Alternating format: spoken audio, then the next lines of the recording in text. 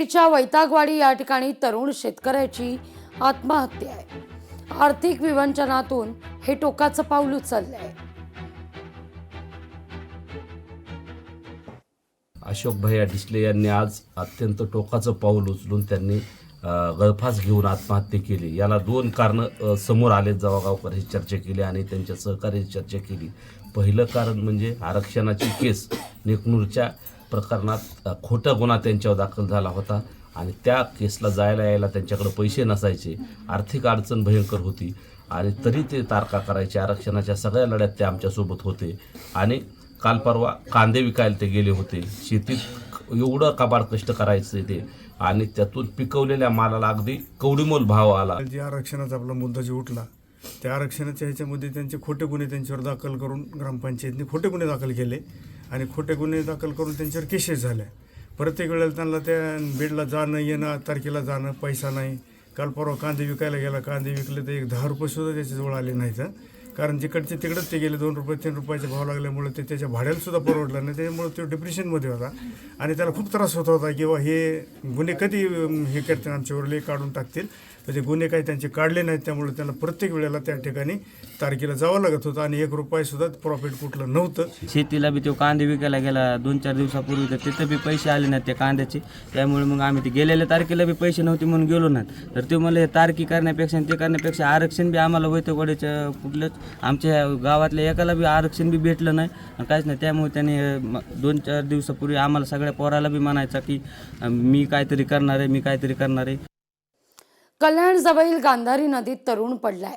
अग्निशमन विभाग आणि पोलिसांकडून शोधमोहीम सुरू आहे।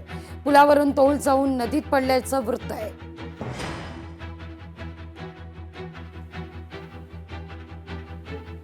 चिकनगर येथील आमच्याच प्रभागातील तरुण पोरगा आहे, 26-27 वर्षाचा असेल।